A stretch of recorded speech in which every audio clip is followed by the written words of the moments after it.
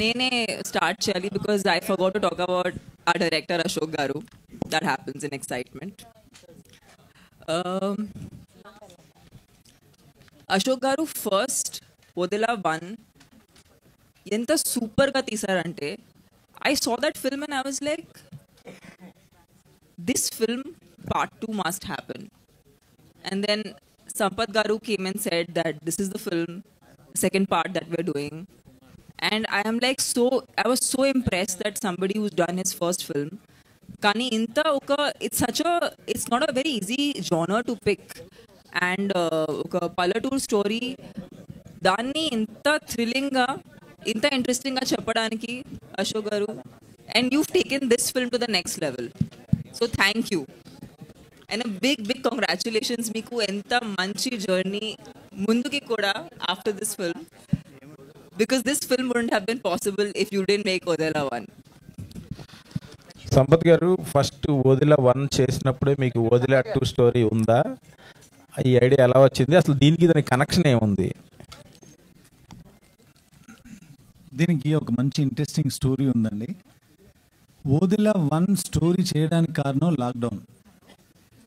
లాక్డౌన్లో చాలా తక్కువ క్రూతో ఏం చేయగలం అనుకున్నప్పుడు, మా ఓదల్లో జరిగిన రియల్ ఇన్సిడెంట్స్, ఊరు వెళ్ళినప్పుడు నా స్నేహితులు షేర్ చేసుకున్నప్పుడు అవన్నీ ఉండింది.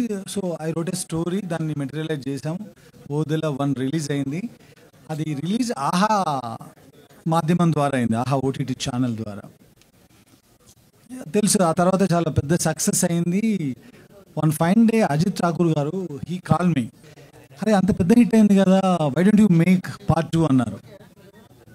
అక్కడ ఆ సీట్ పడిందండి. ఆయన అన్న తర్వాత అవును చేయొచ్చు కదా అని ఓదెలా 2 స్టోరీ రాసిన తర్వాత మళ్ళీ వాళ్ళందరికీ, వాళ్ళ టీం బాలా గారికి అందరికీ నేను నరేట్ చేయడం జరిగింది. They loved it.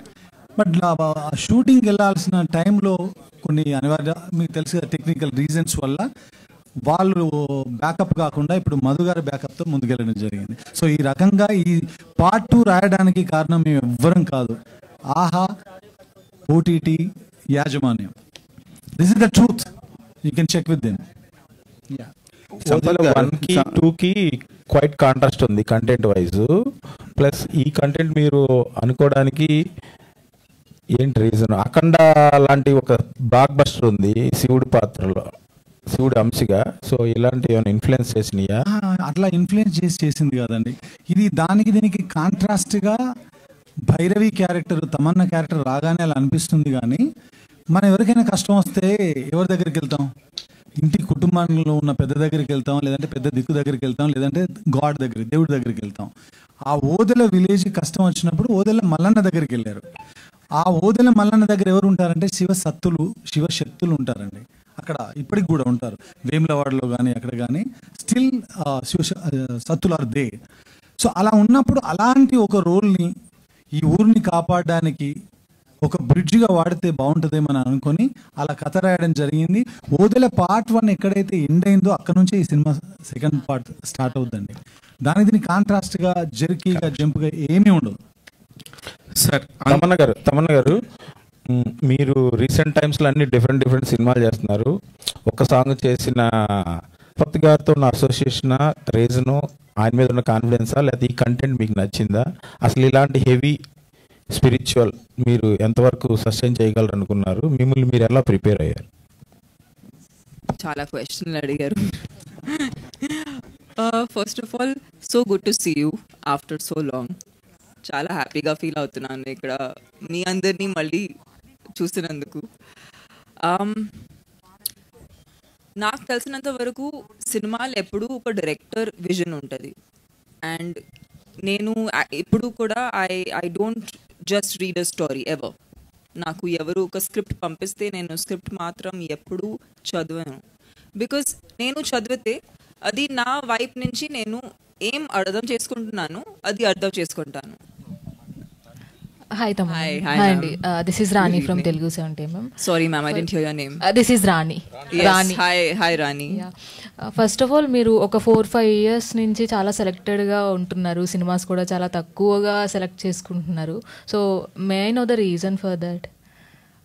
I don't think తక్కువ అసలు నేను 365 days నుంచి 300 days పనిచేస్తాను but so that is not తక్కువ for an actor but point is I feel like నేను నేను ఒక రీల్ తీసినా ఒక సినిమా తీసినా ఒక ఓటీటీ ప్లాట్ఫామ్లో లాంగ్ ఫార్మాట్ షో తీసినా మీకు ఒక కొత్త ఎక్స్పీరియన్స్ రావాలని కోరుకుంటున్నాను. నేను మళ్ళీ అదే చేసి మీకు బోర్ పెట్టుకుని ఎందుకు అదే మీరు బోర్ అవ్వకూడదని నేను కొంచెం వశిష్ఠ గారు చెప్పినట్లుగానే మీ చూసింగ్ కానీ మీ సస్టైనిటీ కూడా మిగతా అందరితో పోల్చుకుంటే చాలా ఇన్ని ఇయర్స్ ఉండడం అంటే చాలా నిజంగా గ్రేట్.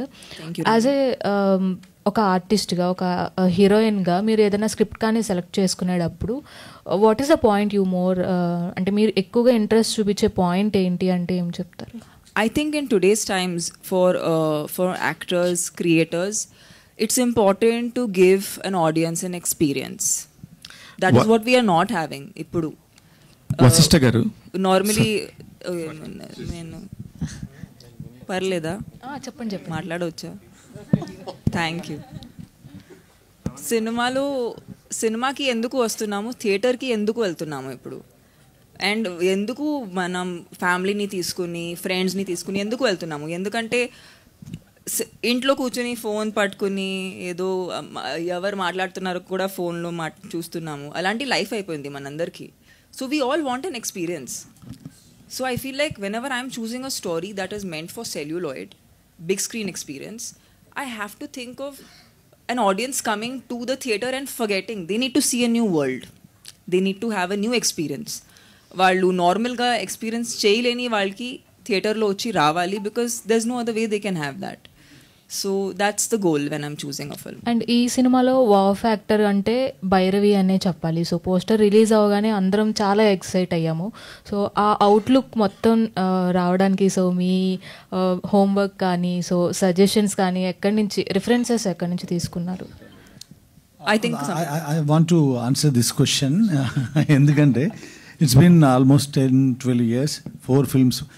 మేము వానసాంగ్ చేసేప్పుడు ఏదైనా కాస్ట్యూమ్ కోసం వి స్ట్రగుల్ అయ్యే లాట్. ఆ పర్టికులర్ శారీ చాలా పాపులర్ అయింది అప్పుడు, white sari with black border. So ఆ టైంలో తను ప్రతిదానికి కొంచెం నా ఒపీనియన్, డిజైనర్ ఒపీనియన్ తీసుకునేది. బట్ యాక్చువల్గా చెప్పాలంటే ఇప్పుడు తమన్నాకి ఏ డిజైనర్ హెల్ప్ ఒపీనియన్ ఏది అక్కర్లేదు, తను డిజైన్ చేయగలదు. ఇప్పుడు she has got that much of command on our clothes అండి.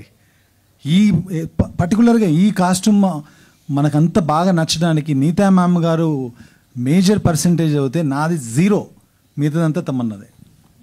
Just to add to her previous question, ఈ మధ్యకాలంలో అంటే కోవిడ్ తర్వాత ఓటీటీ వచ్చింది, ఆ తర్వాత జనాలు థియేటర్కి రారని చెప్తున్నాం, మనం కంప్లైంట్ చేస్తున్నాం, అరుస్తున్నాం, చూసే ఉంటారు కదా, మీరు రాసి ఉంటారు చాలా.